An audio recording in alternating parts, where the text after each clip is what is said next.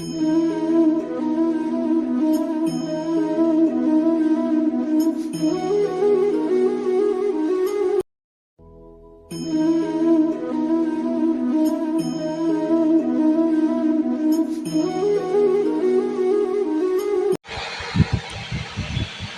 নমো ভাগবতে বাসুদেবায়।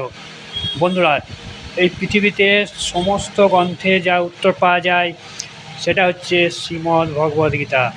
আজ থেকে প্রায় 5000 বছর পূর্বে ভগবান শ্রীকৃষ্ণ দ্বারা বর্ণিত সকল প্রশ্নের উত্তর পাবেন, যা জীবনে আপনার সকল সমস্যার সমাধান এই শ্রীমদ্ ভগবদ্গীতাতে বর্ণিত আছে। জীবনে সমস্ত সফলতার রহস্য আপনার এই গ্রন্থে বর্ণিত আছে।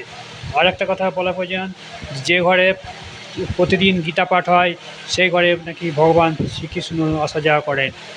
তিনি এক কথায় বলেছেন যে যা হয়েছে তা ভালোর জন্যই হচ্ছে, যা হবে সেটা ভালোর জন্যই হবে। আজকে তুমি যা যা বলছো আমার, কালকে সেটা অন্যের হবে।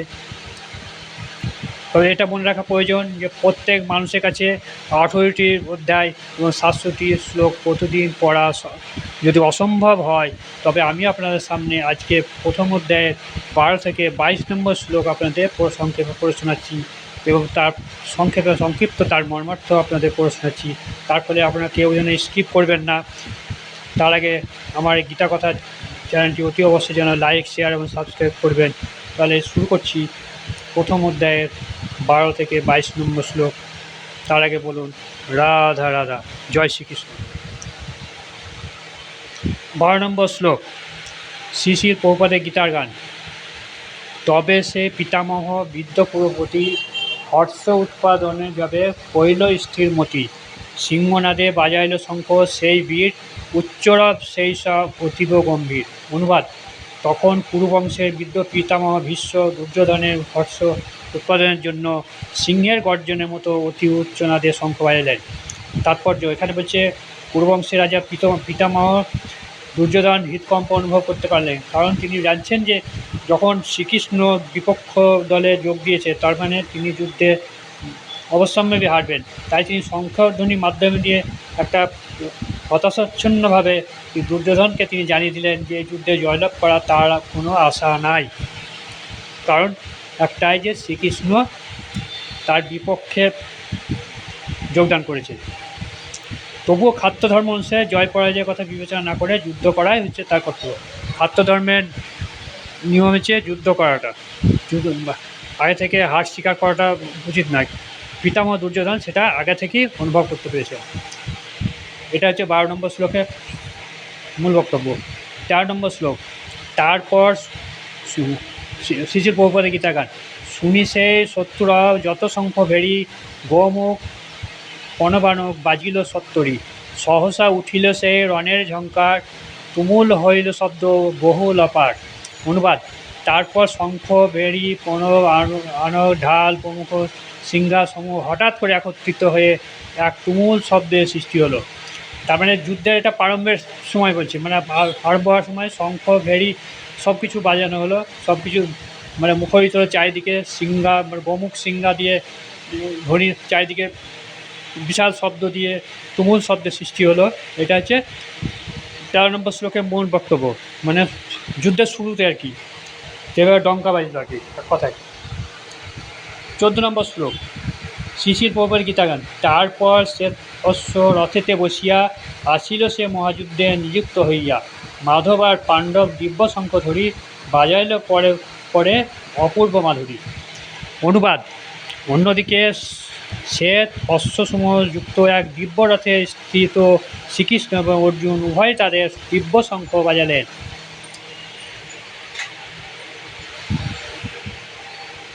এখানে সংক্ষেপে বলা হয়েছে, ভীষ্মদেবের শঙ্খের সঙ্গে বৈসাদৃশ্য দেখিয়ে শ্রীকৃষ্ণ অর্জুনের শঙ্খকে দিব্য বলে অভিহিত করা হয়েছে।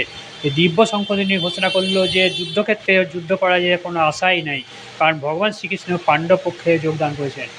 এই শঙ্খধ্বনিটার মানে হচ্ছে যে ভগবান শ্রীকৃষ্ণ পাণ্ডব পক্ষে যোগদান করেছেন, সেটা হচ্ছে যুদ্ধ জয়ের মানে শঙ্খধ্বনির ঘোষণা, এটা জয়ের ঘোষণা। জয়ন্তু পাণ্ডবপুত্রানাং যে যান পক্ষে জনার্দন, পাণ্ডবদের জয় অবরাহিত, কারণ জনার্দন শ্রীকৃষ্ণ তাদের পক্ষে যোগ দিয়েছেন। শ্রীকৃষ্ণ পাণ্ডবদের জয় দিয়েছেন, যে শ্রীকৃষ্ণ স্বয়ং আছেন সেখানে পাণ্ডবদের কাছে তিনি যোগ দিয়েছেন বলে যুদ্ধের পাণ্ডবদের জয় নিশ্চিত।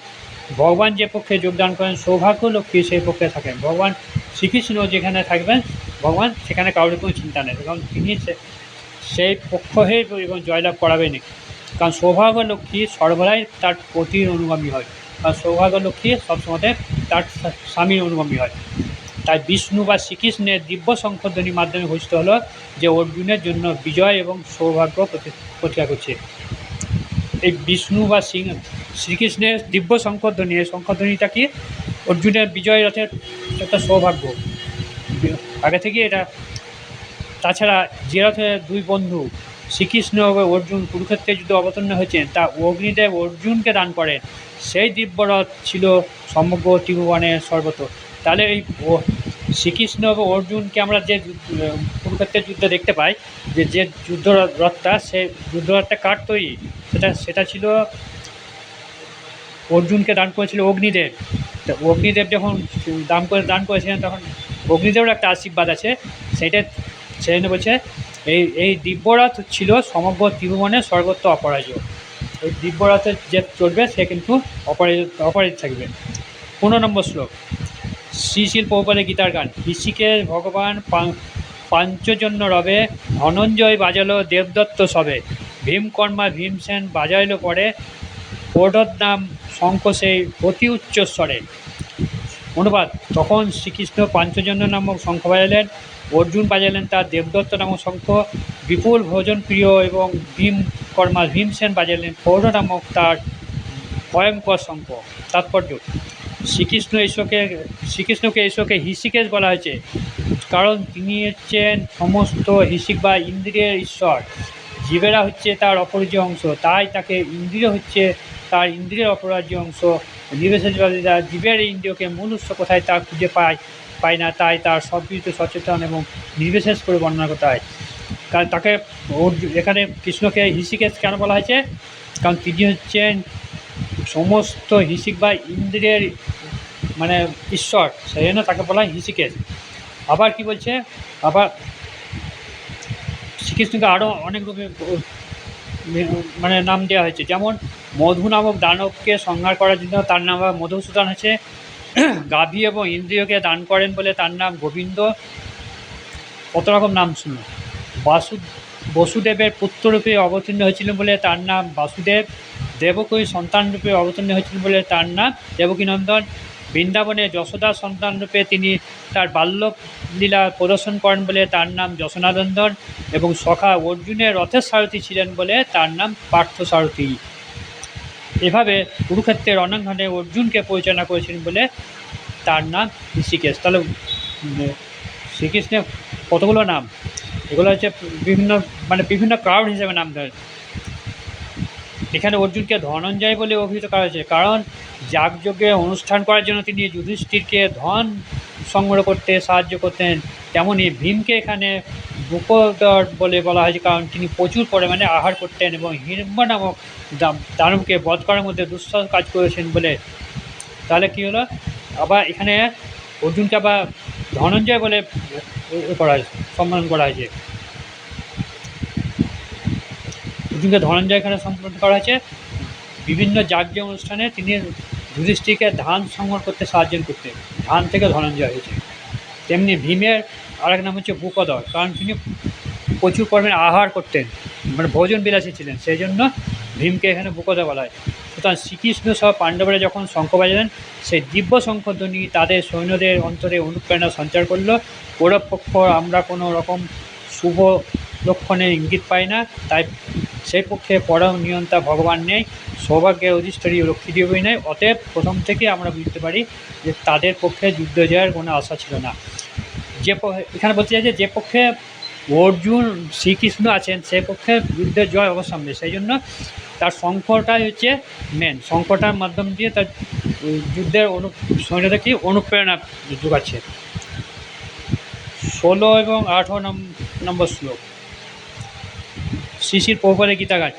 যুধিষ্ঠির ধরে সংখ্যা রাজা কুন্তি পুত্র, অনন্ত বিজয় সে ঘোষণা সর্বত্র। নকুল বাজালো শঙ্খ, সুভস তার নাম, সহদেব বাজালো মণিপুষ্পক নাম। তারপর একে একে যত মহারথী, ধনুর্ধর কাশীরাজ শিখণ্ডী সারথী, ধৃষ্টতুন্য বিরাটদি বীর সে সাত্তকী, মহাযোদ্ধা পারে যারা বুঝিতে বুঝিতে একাকী। ধ্রুপদার দ্রৌপদেয় পৃথিবীতে, সৌভদ্র বাজালো শঙ্খ যার যার মতে। জয় শ্রীকৃষ্ণ, রাধে রাধে। এবার বলুন আপনার রাধা রাধে। জয় শ্রীকৃষ্ণ। অনুবাদ: কুন্তিপুত্র মহারাজ যুধিষ্ঠির অনন্ত বিজয় নামক শঙ্খ বাজালেন এবং নকুল এবং সহদেব বাজালেন সুহস মণিপুষ্প নামক শঙ্খ। হে মহারাজ, তখন মহান ধনুর্ধর কাশীরাজ, প্রবল যোদ্ধা শিখণ্ডী, ধৃষ্টতুন্য বিরাট এবং অপরাজিত সাত্তকী দ্রৌপদীর পুত্রগণ, সুভদ্রার মহাবলবান পুত্র এবং অন্য সকলে নিজ নিজ পৃথক পৃথক শঙ্খ বাজালেন। মানে মেন কথা হচ্ছে যে শঙ্খধ্বনির মাধ্যম দিয়ে এই যুদ্ধটা শুরু হচ্ছে, মানে সবাই যাতে সৈন্যরা প্রস্তুত হয়ে যায় যে যুদ্ধ আরম্ভ হলো। সঞ্জয় কৌশলে ধৃতরাষ্ট্রে জানিয়ে দিলেন যে পাণ্ডবপুত্রে প্রতারণা করে তারা তার নিজের ছেলেদের সিংহাসনে বসবার দূরভিসন্ধি করাটা তার পক্ষে মোটেই প্রশংসনীয় কাজ হয়নি। তা সঞ্জয় এখানে কি বললেন ধৃতরাষ্ট্রকে? সঞ্জয় এখানে যে দিব্যদৃষ্টি প্রাপ্ত হয়েছিলেন, তিনি ধৃতরাষ্ট্র অন্ধকে যুদ্ধের সমস্ত বর্ণনা করেছিলেন। এই কুরুক্ষেত্রের যুদ্ধে ধৃতরাষ্ট্র অন্ধ তো, তিনি দেখতে পেতেন, কিন্তু দিব্যচক্ষু দ্বারা ঘরে বসে সঞ্জয় কিন্তু সমস্ত ঘটনা, তখন তো টেলিভিশন ছিল না, এখন যেমন ডাইরেক্ট টেলিকাস্ট হয়, আমরা যে ঘরে বসে খেলা দেখতে পাই, যুদ্ধ দেখতে পাচ্ছি, যেমন রাশিয়া ইউক্রেন যুদ্ধ দেখেছি, এখন কিছুদিন আগে ইসরায়েল প্যালেস্টাইন যুদ্ধ দেখলাম, ঘরে বসে আমরা যুদ্ধ দেখতে পাই। কিন্তু এগুলো কী হচ্ছে, তখন কিন্তু এসব কিছু ছিল না, ইন্টারনেট ব্যবস্থা ছিল না, কিছুই ছিল না। এই সঞ্জয়ের মাধ্যম দিয়ে ধৃতরাষ্ট্র সব কিছু শুনছে। তিনি বলছেন যে পাণ্ডবপুত্রদের প্রতারণা করাটা ঠিক হয়নি, হ্যাঁ, সেই জন্য এই কাজটা প্রশংসনীয় কাজ ছিল না, তিনি ধৃতরাষ্ট্রকে জানিয়ে। চারিদিক থেকে ইঙ্গিত পাওয়া যাচ্ছে কুরুবংশের সমূলে বিনাশ হবে, পিতামহ ভীষ্ম থেকে শুরু করে অভিমন্যু আদিপত্যরা সকলেই যুদ্ধ নিহত হবে। এটা সঞ্জয় আগে থেকে বুঝতে পারছে। ধৃতরাষ্ট্রের সেটা তিনি বলতে চাইছেন যে কুরুবংশের বিনাশ অনিশ্চিত, পিতামহ ভীষ্ম থেকে অভিমন্যু আদিপত্য সবাই যুদ্ধে মারা যাবে, পৃথিবীর নানা দেশ থেকে উপস্থিত মহারাজা আর মহারাজীরা সকলে নিহত হবেন। এর বিপর্যয়ের মূল কারণ ছিল মহারাজ ধৃতরাষ্ট্র স্বয়ং, কারণ তার পুত্রদের দুষ্কর্মের জন্য তিনি কোনো রকম বাধা দেননি। এর মূল কারণ হচ্ছে ধৃতরাষ্ট্র, অন্ধ ধৃতরাষ্ট্র হচ্ছে মূল কারণ। উপরন্ত তার সব রকম ধৃতরাষ্ট্র মানে জেনেও অন্ধ ছিলেন, সব কিছু জানতেন তিনি, কিন্তু বলে না যে ধৃতরাষ্ট্র মানে কথায় কথায় বলে মানে সব কিছু ধৃতরাষ্ট্র জানতেন। উপরন্ত তাদের দুষ্কর্ম তিনি ধৃতরাষ্ট্র হচ্ছে মেন, এই দুষ্কর্মে তিনি সবাইকে অনুপ্রাণ দিতেন। 19 নম্বর শ্লোক, শ্রীশিল প্রভুপাদের গীতার গান। সে শব্দ ভাঙিল বুক ধার্তরাষ্ট্রগণে, আকাশ ভেরিল পৃথ্বী কাঁপিল সঘনে। অনুবাদ: শঙ্খনিনাদে সেই প্রচণ্ড শব্দে আকাশ বিদীর্ণ হলো, পৃথিবী কম্পিত হলো। তারপরে ধৃতরাষ্ট্রের পুত্রদের হৃদয় প্রবল ভয়ে বিধ্বস্ত হলো। ভীষ্মদের তাৎপর্য, তার আগে বলুন রাধা রাধা। জয় শ্রীকৃষ্ণ। ভীষ্মদেব ইত্যাদি কৌরবপক্ষে বীরেরা যখন শঙ্খ বাইছেন, তখন পাণ্ডবদের বুকে ভয় কেঁপে ওঠেনি। কিন্তু এই শ্লোকে আমরা দেখতে পাচ্ছি পাণ্ডবদের শঙ্খনাদে ধৃতরাষ্ট্রের পুত্রদের ভয়ে বিদীর্ণ হলো। পাণ্ডবদের মনে কোনো ভয় ছিল না, কারণ তারা ছিলেন সদাচারী এবং ভগবান শ্রীকৃষ্ণের শরণাগত। ভগবানের কাছ থেকে যে আত্মসমর্পণ করে তার মনে কোনো ভয় থাকে না, চরম বিপদের থেকে সে পরিচয়। এই যে একটা শঙ্খধ্বনি, এই শঙ্খধ্বনিতে যখনই কৌরবদের কানে যখন গেল, তখন এরা বুঝতে পারলো যে আমাদের হার নিশ্চিত, কারণ এখানে পাণ্ডবদের শঙ্খনাদে ধৃতরাষ্ট্রের পুত্রদের ভয়ে এদের একটা ভয় ধরে গেল। বিশাল শঙ্খধ্বনি যখন উঠলো, হ্যাঁ, তখন কিন্তু কৌরবদের মনে একটা বিশাল ভয় ধরে গেল যে আমরা যুদ্ধে হেরে যাবো, আর কোনো উপায় নেই, কারণ ভগবান শ্রীকৃষ্ণ যেখানে আছেন সেখানে পাণ্ডবরা যুদ্ধে জিতবে, এরা একটা ধারণায় করে দিয়েছিল। 20 নম্বর শ্লোক, শ্রীশিল প্রভুপাদের গীতার গান। তার আগে বলুন রাধা রাধা। জয় শ্রীকৃষ্ণ। শ্রীশিল প্রভুপাদের গীতার। কপিধ্বজ দেখি ধার্তরাষ্ট্রগণেরে, যুদ্ধ সঞ্জয় শ্বেতা মিলিল অচিরে, নিজ অস্ত্রে ধনুর্বাণ যথাস্থানে ধরি, যুদ্ধে লাগিয়াছে তার শরীর শ্রীহরি। অনুবাদ: সেই সময় পাণ্ডপুত্র অর্জুন হনুমান চিন্তিত পতাকা শোভিত রথে অধিষ্ঠিত হয়ে তার ধনুক তুলে নিয়ে স্বরনিক্ষেপ করতে প্রস্তুত হলেন। হে মহারাজ, ধাতরাষ্ট্রগণের পুত্রদের সমরসজ্জায় বিন্যস্ত থেকে হৃষিকেশকে অর্জুন তখন এই কথাগুলি বললেন। তাৎপর্য: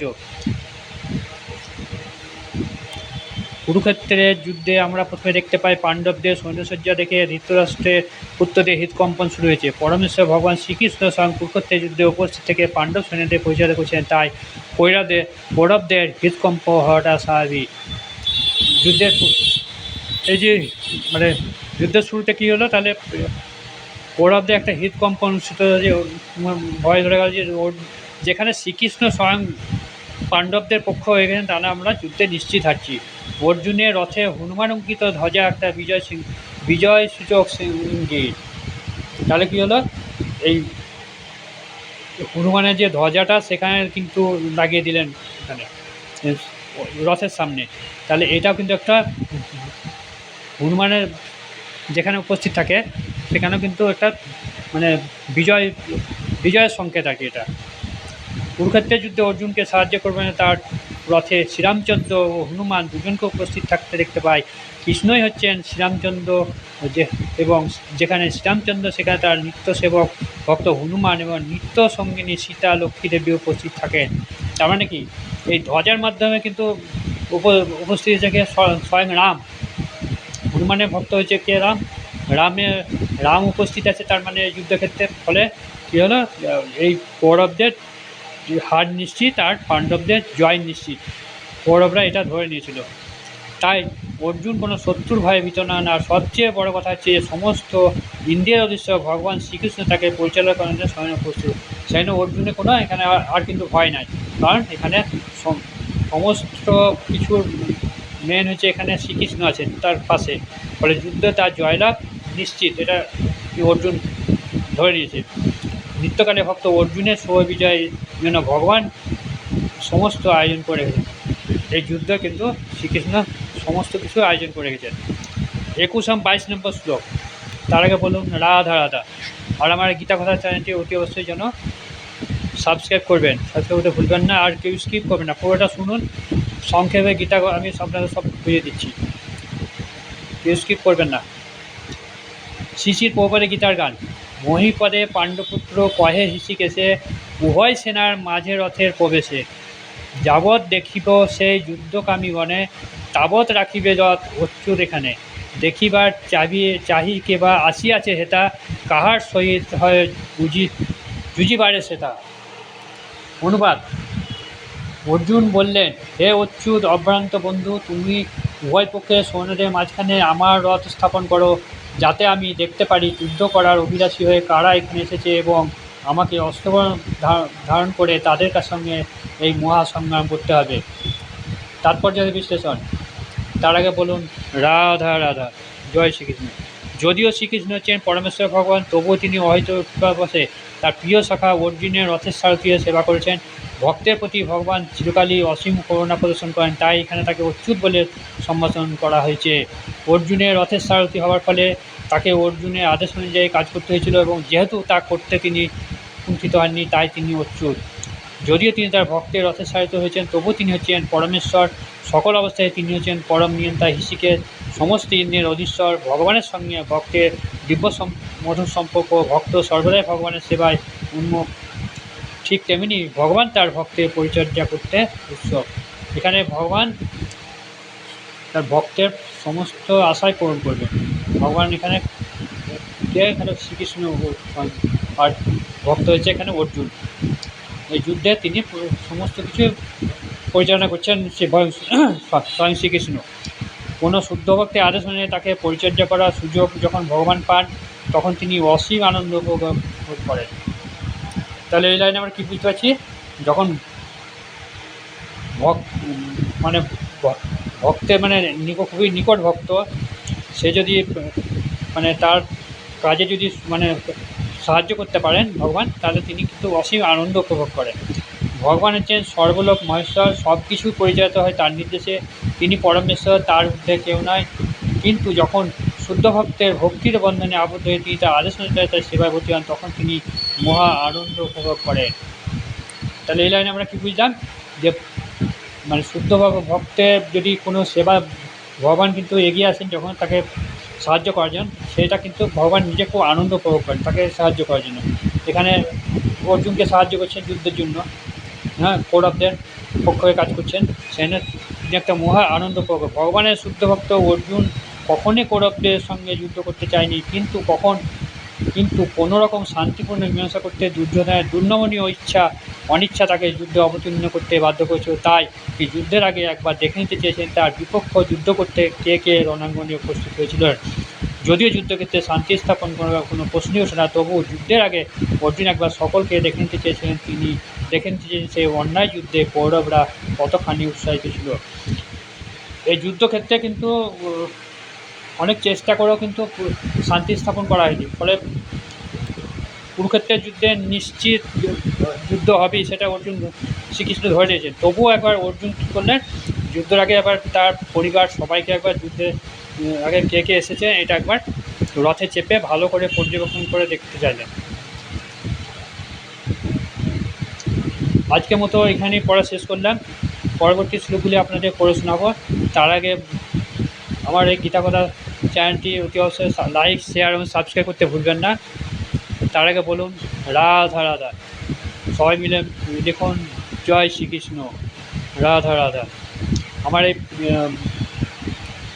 গীতা কথা চ্যানেলে আপনাদের যে শ্লোকগুলি পড়ালাম সেগুলো কীরকম লাগলো একটু বোঝাবেন, মানে আপনারা মতামত দিলে ভালো হয়, তাহলে আমি জানতে পারবো, তার ভিতরে দ্বিতীয় আমি এগিয়ে যেতে পারবো। আপনাদেরই তো উৎসাহে আমি এগিয়ে যাচ্ছি। আপনারা যেহেতু না লিখুন যে আমি কীরকম পড়াচ্ছি, কোথাও কিছু ভুল হচ্ছে কি না সেটা আপনার মন্তব্য করুন। কেউ তো মন্তব্য কিছু করছেন না, আমি তো বুঝতে পারছি না যে আমি ঠিক বলছি না বেঠিক বলছি। সেটা আপনারা একটু আমার ভুলটা ধরে দিলে ভালো হয়। কারণ আপনারাই তো আমার সব, আপনারাই হচ্ছেন শ্রোতা, আপনারাই সব, আপনারাই আমার কাছে ভগবান হিসাবে। আর বেশি কিছু বললাম না, এখানে শেষ করছি। রাধা রাধা।